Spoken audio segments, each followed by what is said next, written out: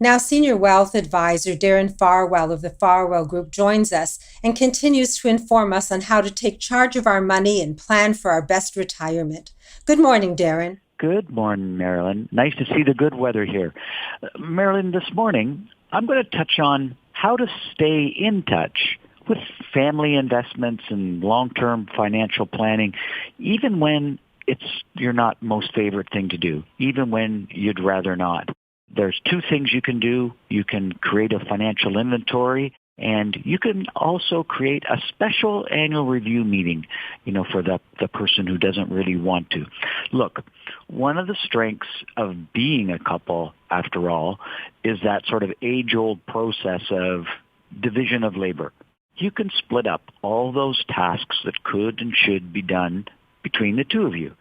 Like you like cutting the lawn, so you can do that. It works better for me if I drop off and pick up the dry cleaning on Saturdays. So I'll do that, et cetera, et cetera. But what about the long-term financial planning and family investments? I mean, that's just not going to be nearly so easy as getting the grass done or the dry cleaning picked up if something happens to the person who's been looking after it. And here's the rub. Research shows conclusively, more often than not, definitely not always, but more often than not, it is the husband who is tasked with the family financial planning and family investment. In large part, this is due to a lack of confidence in the area of investing for many wives, or simply, and this is often the case, just a lack of interest. But research also shows just as conclusively that women in general outlive men. In fact, 90% of women will be solely responsible for financial decision-making without a partner at some point in their life. So the challenge is how to be prepared without having to be a financial or investment expert along the way. Of course, one simple suggestion pops to mind immediately, one that we highly recommend at the Farwell Group and are happy to help with. Get some education. Increase your knowledge and comfort over time, starting today. That's a good plan. But we also know there's lots of people out there who, for all sorts of reasons, just don't want to. So then what? How can you stay in touch with family planning, and we're talking about financial planning and investments, even when you'd rather not?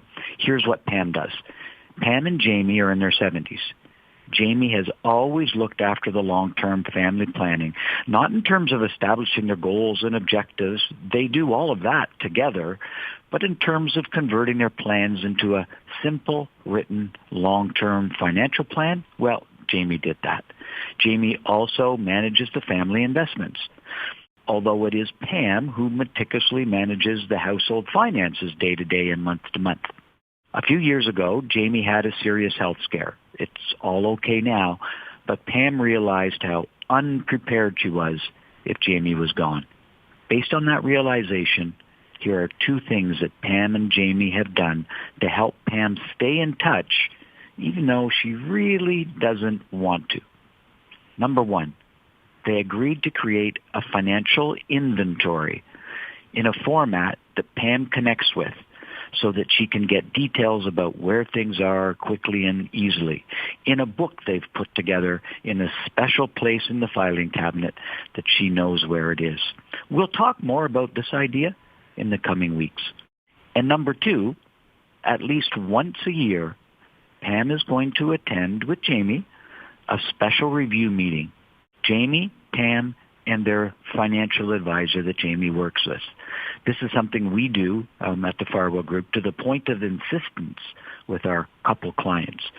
This annual review meeting with Pam and Jamie is set up specifically to review things in a communication style and at a level of detail that Pam has discussed and works for her.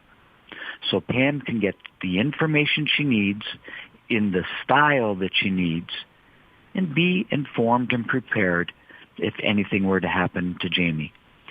In our first meetings together with Pam, she's become, now that she's established this habit, has become more and more engaged and more comfortable asking questions. And that's good.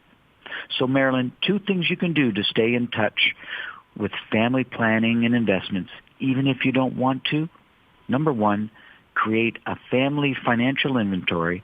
And number 2, have a special meeting designed for the partner who is less interested. Well, Darren, knowledge is power.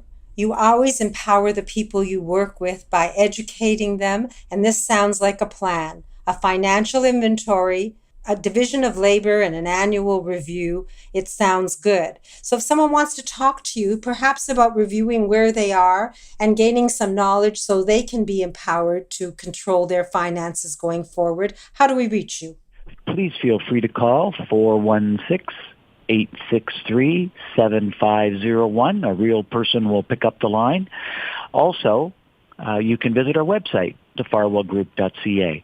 And there's a link, and you're listed on the contact information on my website, marilyns.ca. So you can be proactive and take charge of your finances. You don't have to look back about what you did. You can consider what you can and will do in the future. The phone number, 416-863-7501. I'll repeat that, 416-863-7501. It's never too late to start. Just make up your mind, make the call, ask your questions, and be empowered. Thank you, Darren. You're welcome, Marilyn. It's always a pleasure.